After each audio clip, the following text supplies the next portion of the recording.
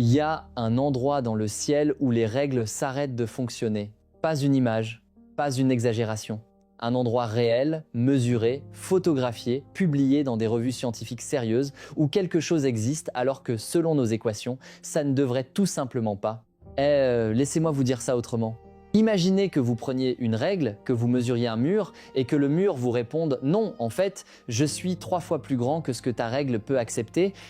C'est à peu près ce qui s'est passé quand les astronomes ont pointé le télescope spatial James Webb vers une région du ciel qu'on croyait déjà bien connaître. Ce qu'ils ont trouvé, c'est une structure tellement vaste, tellement ancienne, tellement déplacée dans le temps, qu'elle a fait dire à plusieurs chercheurs, noir sur blanc, dans leurs publications, « Ceci pose un défi sérieux à notre modèle standard de la cosmologie, un défi sérieux, pas une petite anomalie qu'on classe et qu'on oublie, un vrai défi. » Au modèle qui décrit, depuis des décennies, comment l'univers entier s'est construit. Et ce que les scientifiques ont découvert ensuite est encore plus déroutant. Parce qu'il n'y a pas eu une seule structure impossible, il y en a eu plusieurs. Des galaxies qui semblent avoir des centaines de millions, parfois des milliards d'années de plus que ce que l'univers pouvait leur offrir. Un anneau de galaxies si large qu'on pourrait aligner 13 000 fois notre galaxie entière d'un bout à l'autre sans jamais toucher les extrémités. Une spirale géante, parfaitement organisée, alors qu'à cette époque de l'histoire cosmique, tout aurait dû ressembler à un chaos informe. Restez avec moi jusqu'au bout de cette vidéo, parce qu'à la fin, vous allez comprendre pourquoi certains chercheurs pensent que ces découvertes ne sont pas juste des curiosités isolées, mais peuvent être des fissures dans le mur même de notre compréhension de l'univers. Et si une partie du cosmos avait grandi plus vite que le temps ne le permettait? On commence. Avant d'aller plus loin, il faut que je vous explique quelque chose. Un truc tout bête, en apparence, mais qui va devenir crucial pour comprendre pourquoi cette découverte fait autant de bruit. Quand vous regardez une étoile la nuit, vous ne regardez pas le présent. Vous regardez le passé, la lumière met du temps à voyager. Alors plus un objet est loin, plus la lumière qu'il vous envoie est vieille. Simple, non? Eh bien, c'est là que ça devient fascinant. Le télescope James Webb a été conçu, en gros, comme une machine à remonter le temps. Sa mission, capter la lumière la plus ancienne possible, celle qui a voyagé pendant plus de 13 milliards d'années pour arriver jusqu'à nous. Ça veut dire qu'il peut littéralement observer l'univers tel qu'il était juste après sa naissance. Pendant longtemps, les scientifiques pensaient avoir une image assez claire de cette période, ils l'appellent l'aube cosmique. C'est le moment où les premières galaxies commencent à se former doucement, timidement, à partir de nuages de gaz et de matière noire qui s'effondrent lentement sous leur propre gravité. Le modèle qu'on utilise pour décrire tout ça s'appelle le modèle Lambda CDM. C'est un nom un peu barbare, je sais. Retenez juste ceci, c'est le modèle standard, celui que la majorité des cosmologistes utilisent, celui qui a été testé, retesté, confirmé des centaines de fois. Il prédit que la formation des galaxies suit un rythme précis. D'abord des petits amas, puis des fusions, puis très progressivement, sur des milliards d'années, des structures de plus en plus grandes et de plus en plus organisées. Autrement dit, au tout début de l'univers, tout devrait être petit, chaotique, brut, immature. C'est ce que presque tout le monde pensait avant que James Webb n'entre en scène. Et puis, presque immédiatement après sa mise en service, quelque chose d'étrange a commencé à apparaître dans les images. Des galaxies, beaucoup trop grosses, beaucoup trop tôt. On est en février 2023. Une équipe d'astronomes, menée par le chercheur Ivo Labbé de l'Université de technologie de Swinburne, publie une étude dans la revue Nature qui va faire l'effet d'une petite bombe dans le milieu de l'astrophysique. Ils ont observé, grâce au télescope James Webb, 6 galaxies candidates qui semblent s'être formées dans les 700 premiers millions d'années après le Big Bang. 700 millions d'années. Sur les 13 milliards, 800 millions d'années que compte l'univers, c'est un battement de cils, un instant. Et pourtant, ces galaxies-là, selon les mesures, contiennent une masse en étoiles qui va jusqu'à 100 fois plus que ce que les modèles cosmologiques prédisaient pour cette période. Ivo Labbé lui-même a dit, et je le formule à ma manière, si on additionne toute la masse d'étoiles contenue dans ces galaxies, ça dépasserait la quantité totale de matière qui était censée être disponible dans l'univers à cette époque précise. Vous vous rendez compte de ce que ça veut dire? C'est pas juste on a trouvé une grosse galaxie, c'est on a trouvé un objet qui contient, en théorie, plus de matière que ce que l'univers pouvait fournir au moment où on l'observe. Une des 6 galaxies aurait accumulé jusqu'à 100 milliards de fois la masse du Soleil. Pour vous donner un point de comparaison, notre propre galaxie, la Voie lactée, contient environ 60 milliards de masses solaires en étoiles. Et elle a eu plus de 13 milliards d'années pour y arriver. Ces galaxies-là auraient fait presque la même chose. En 700 millions d'années. Pris isolément, ce résultat semblait déjà énorme, mais il cachait quelque chose de beaucoup plus grand. Parce que 1 an plus tard, en février 2024, une autre découverte arrive et celle-là est encore plus troublante. Une équipe internationale annonce avoir trouvé, toujours avec James Webb, une galaxie baptisée ZF-UDS-7329. Un nom pas très poétique, je vous l'accorde, mais l'histoire qu'elle raconte, elle, est vertigineuse. Cette galaxie daterait d'environ 800 millions d'années après le Big Bang et elle contiendrait déjà plus d'étoiles que notre Voie lactée entière. Le problème, c'est pas juste qu'elle soit grosse, le problème, c'est la mécanique derrière sa formation. Voici ce que la théorie standard nous dit. Les toutes premières galaxies se forment autour d'immenses halos de matière noire.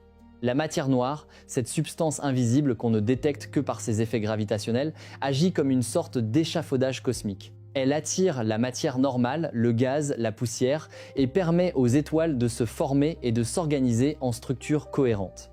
Le hic, c'est que ces échafaudages de matière noire, selon nos modèles, ont besoin de temps, beaucoup de temps.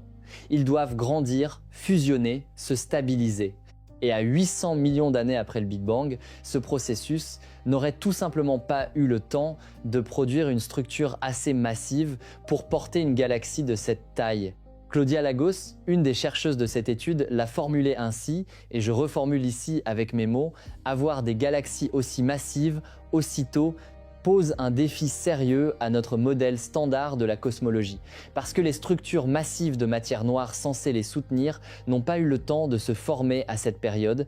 Alors, laissez-moi vous poser une question, sincèrement, parce que je me la suis posée aussi en préparant cette vidéo. Et si notre horloge cosmique elle-même avait un problème ? Et si ce n'était pas la galaxie qui était trop précoce?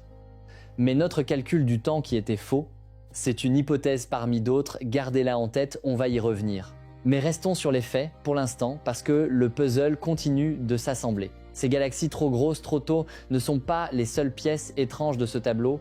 Il y a aussi les structures, des formes géométriques à l'échelle cosmique qui n'ont en théorie aucune raison logique d'exister aussitôt aussi organisées.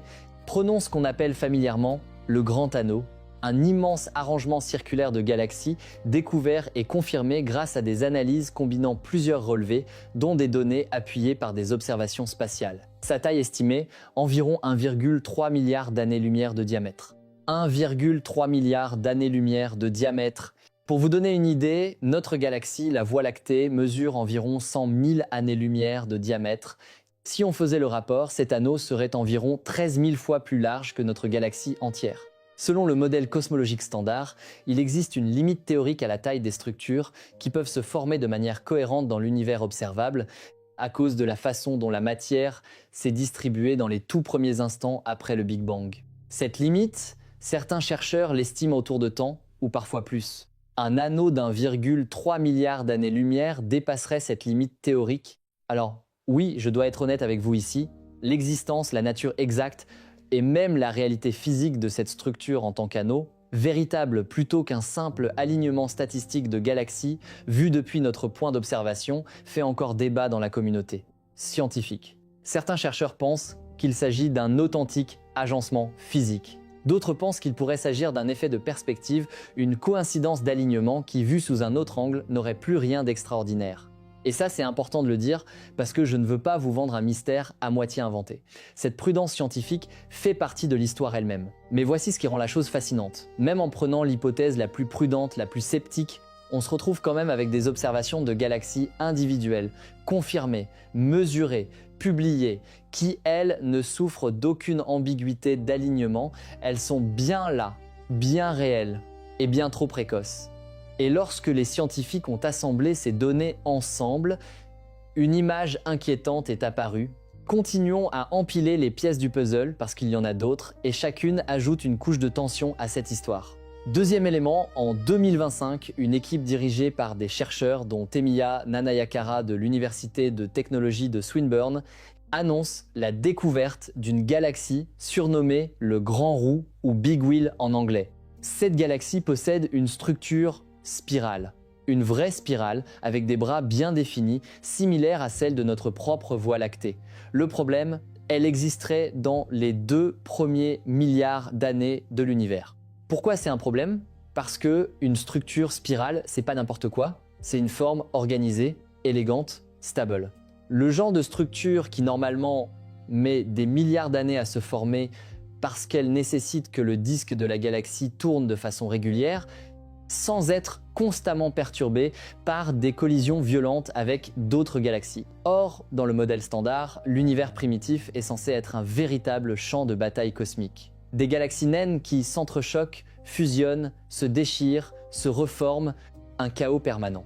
Pas franchement l'environnement idéal pour dessiner une jolie spirale bien ordonnée. Nanayakara a expliqué, et je reformule, le fait que cette galaxie soit à la fois immense et dotée d'une structure spirale aussi nette suggère que sa croissance s'est faite d'une manière remarquablement stable, ou alors que l'essentiel de sa masse s'est formé directement sur place, plutôt que par des fusions violentes. Autrement dit, soit cette galaxie a eu une vie étonnamment calme dans un univers censé être chaotique, soit elle s'est construite d'une façon qu'on ne comprend pas encore complètement. Troisième élément du puzzle, les petits points rouges. C'est le petit nom que les astronomes ont donné à une nouvelle catégorie d'objets détectés par James Webb, des points minuscules, extrêmement lumineux dans l'infrarouge, extrêmement rouges, situés à des distances vertigineuses. Une partie de la communauté scientifique pense qu'il pourrait s'agir des toutes premières étoiles massives sur le point de s'effondrer en trous noirs. D'autres pensent qu'il s'agit de jeunes trous noirs supermassifs, en pleine croissance, cachés derrière d'épais nuages de poussière. Ce qui est troublant, c'est qu'on en trouve beaucoup plus que prévu. Quatrième élément, des trous noirs, eux aussi, semblent être arrivés en avance sur le programme.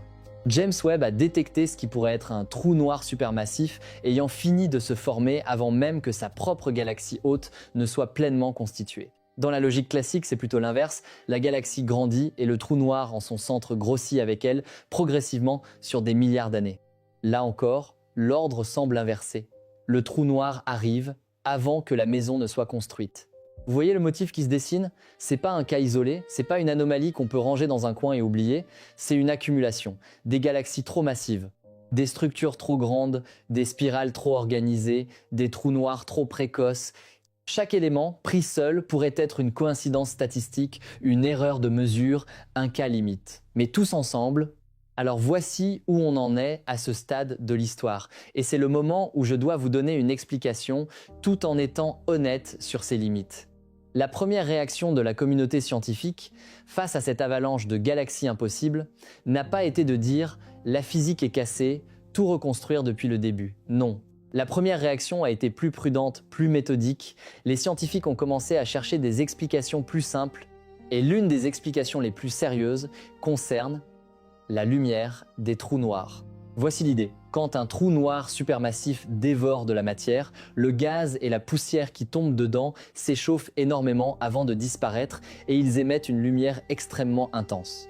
Cette lumière peut, dans certains cas, ressembler énormément à la lumière produite par des centaines de milliards d'étoiles. Autrement dit, si une galaxie lointaine héberge en son cœur un trou noir supermassif, très actif, très gourmand, cette lumière-là peut fausser complètement l'estimation de sa masse stellaire. On pourrait croire qu'on regarde une galaxie remplie d'étoiles, alors qu'on regarde en fait, en grande partie, le festin lumineux d'un trou noir. Emma Curtis Lake, astronome à l'université du Hertfordshire, a évoqué exactement cette possibilité. Selon elle, certains de ces objets qui semblent contenir énormément d'étoiles pourraient en réalité être dominés par la lumière d'un trou noir actif en pleine croissance. Ça, c'est une explication rassurante. En apparence, elle ne nécessite pas de réécrire les lois de la physique, elle nécessite juste d'être plus prudent dans la façon dont on interprète la lumière qu'on reçoit. Et puis, en 2024, une étude menée par la chercheuse Katrin Swarovski de l'Université du Texas à Austin, en collaboration avec Steven Finkelstein, apporte un début de réponse concret. En analysant les données du relevé CEERS, l'un des grands programmes d'observation de James Webb, leur équipe montre qu'une partie significative de ces galaxies trop massives perdent effectivement de leur poids, une fois qu'on prend en compte la contribution lumineuse des trous noirs actifs en leur sein. Swarovski l'a formulé ainsi, et je cite l'idée générale, « On continue de voir plus de galaxies que prévu, mais aucune d'entre elles n'est assez massive pour véritablement casser l'univers. » Vous voyez le twist? On a une réponse. Une vraie réponse scientifique, rigoureuse, publiée. La crise, dans sa version la plus extrême, celle où l'univers contiendrait littéralement plus de matière qu'il ne devrait semble s'atténuer. Mais, et c'est un mais important, ce n'est pas la fin de l'histoire. Parce que voici ce qu'il faut comprendre, cette explication règle une partie du problème, pas tout le problème. Même en retirant l'effet des trous noirs actifs, même en étant le plus prudent possible dans les estimations, les astronomes continuent d'observer bien plus de galaxies massives précoces que ce que prévoyaient les modèles avant James Webb. Swarovski elle-même le reconnaît, on voit encore plus de galaxies que prévu. Et cette histoire des galaxies trop grosses n'était qu'une partie du puzzle. Il reste l'anneau géant, il reste la spirale du Grand Roux avec sa forme organisée dans un univers censé être chaotique. Il reste les trous noirs précoces, il reste les petits points rouges qu'on ne comprend pas encore complètement. Alors où est-ce qu'on en est vraiment ? On a un problème qui a changé de forme. Au début, on pensait être face à une crise totale. L'univers contient plus de matière que ce qu'il devrait, la physique est cassée. Maintenant, on comprend mieux, ce n'est pas que l'univers contient trop de matière dans l'absolu. C'est que le rythme de formation des structures galaxies, trous noirs, organisation spirale semble avoir été beaucoup plus rapide et beaucoup plus efficace dans les tout premiers instants de l'univers que ce que prévoyait notre modèle. Il y avait un problème, un détail que personne ne pouvait vraiment expliquer complètement. Ce détail, c'est celui-ci. Même dans le scénario le plus prudent, quelque chose accélère la formation des structures cosmiques primitives. Une sorte de voie rapide que la théorie standard n'avait pas prévue. Et c'est là que les hypothèses commencent à devenir vraiment intéressantes. Parce que plusieurs équipes de recherche à travers le monde proposent des idées différentes pour expliquer cette accélération. Et je vais être clair avec vous, aucune de ces idées à l'heure actuelle n'a encore été confirmée de façon définitive. Ce sont des hypothèses de travail, sérieuses, débattues, mais pas des certitudes. Première hypothèse, la formation stellaire aurait pu être beaucoup plus efficace dans l'univers primitif qu'on ne le pensait. C'est à dire que, pour une même quantité de gaz disponible, les toutes premières galaxies auraient réussi à transformer une bien plus grande proportion de ce gaz en étoiles, comparé à ce qui se passe dans l'univers plus récent. Une sorte de fast-track, comme l'a suggéré Ivo Labbé, un canal de formation accéléré qui produirait, je le cite dans l'idée, des monstres cosmiques. Deuxième hypothèse, peut être que notre compréhension de la matière noire, cet échafaudage invisible qui soutient la formation des galaxies, est incomplète. Peut être qu'elle se comporte, dans les conditions extrêmes du tout jeune univers, d'une façon légèrement différente de ce que prévoit le modèle standard. Une différence subtile, mais suffisante pour permettre à des structures massives de se former plus vite que prévu. Troisième hypothèse, plus audacieuse celle-là, et si notre échelle de temps cosmique elle-même avait besoin d'un ajustement? Cette idée reste minoritaire et très débattue dans la communauté, mais certains travaux théoriques explorent des scénarios où la façon dont on calcule l'âge de l'univers à partir du décalage vers le rouge, ce fameux redshift qui nous dit à quelle distance et donc à quelle époque se trouve un objet pourrait nécessiter des raffinements dans certaines conditions extrêmes. Aucune de ces trois hypothèses n'est aujourd'hui la réponse officielle et validée par l'ensemble de la communauté. Elles coexistent, elles sont testées, elles sont débattues dans des colloques, des articles, des critiques croisées entre chercheurs. Et c'est exactement ça qui rend ce moment de l'histoire de l'astronomie si excitant. On n'est pas dans un manuel scolaire avec une réponse toute faite à la fin du chapitre. On est en train d'assister en direct à une science en train de se réécrire elle-même. Cette découverte a complètement changé la manière dont les scientifiques voient cette période de l'univers. Bon, je dois être honnête avec vous sur un point, parce que je ne veux surtout pas vous donner une fausse impression de certitude absolue. Peut être que je me trompe sur certains détails ici, c'est un domaine qui évolue vite, presque mois après mois, avec de nouvelles publications. Si vous voyez quelque chose qui vous semble inexact ou dépassé, dites-le moi en commentaire. Sincèrement, ça m'intéresse de corriger si besoin. Ce qu'on peut dire avec certitude, ce sont les observations. Les données brutes, les mesures de redshift, les images captées par les instruments, ça c'est vérifié, publié, relu par des pairs. Ce qu'on ne peut pas dire avec la même certitude, ce sont les interprétations. Pourquoi ces galaxies sont-elles si massives, si tôt? Pourquoi cette spirale semble-t-elle si stable? Pourquoi cet anneau existe-t-il ou semble-t-il exister? Là, on entre dans le territoire des hypothèses, des modèles concurrents, des débats qui ne sont pas encore tranchés. Et c'est peut être là la vraie leçon de cette histoire. On a souvent l'image d'une science qui sait déjà tout, qui a réponse à tout, figée dans des manuels. La réalité, c'est beaucoup plus vivant, beaucoup plus incertain et honnêtement, beaucoup plus fascinant que ça. Nous avons des modèles solides, testés, qui fonctionnent remarquablement bien pour expliquer l'essentiel de ce qu'on observe dans l'univers. Mais aucun de ces modèles à l'heure actuelle ne correspond parfaitement, dans les moindres détails, à tout ce que James Webb nous montre sur cette période si particulière de l'aube cosmique. Alors qu'est-ce que tout ça signifie concrètement pour nous? D'abord, ça signifie qu'on vit un moment rare. Un moment où un seul instrument scientifique, un télescope, posé à 1 500 000 km de la Terre, au point de Lagrange numéro 2, a suffi à remettre en question des dizaines d'années de certitudes accumulées sur la formation des galaxies. Ensuite, ça signifie que cette histoire de structure plus grande que ce que la physique permet n'est pas juste une punchline accrocheuse pour un titre de vidéo. C'est une vraie tension scientifique, documentée, publiée, débattue, avec des chercheuses et des chercheurs sérieux qui, aujourd'hui encore, cherchent activement des réponses. Et enfin, ça signifie peut être quelque chose de plus grand encore, parce que si notre modèle de formation des galaxies a besoin d'être ajusté, même partiellement, ça touche à des questions bien plus vastes que comment une galaxie se forme. Ça touche à la nature même du temps cosmique, à la façon dont la matière noire, cette substance qu'on ne voit jamais directement, façonne littéralement l'architecture de tout ce qui existe. Ça touche d'une certaine façon à la question de savoir si notre place dans l'univers, notre moment d'observation, ici maintenant, avec cet instrument précis, nous montre une image complète ou seulement un fragment d'une histoire beaucoup plus compliquée. Catherine Sворowski elle-même a dit quelque chose qui m'a marqué en préparant cette vidéo et je le reformule avec mes mots, tout n'est pas encore complètement compris. Et c'est exactement ce qui rend ce travail passionnant. Parce que si un seul article réglait absolument toutes les questions et qu'il ne restait plus rien à chercher, ce serait au fond un domaine terriblement ennuyeux. Alors non, je ne vais pas vous dire, à la fin de cette vidéo, que le mystère est résolu, que tout s'explique parfaitement, que la physique n'est plus mise à l'épreuve.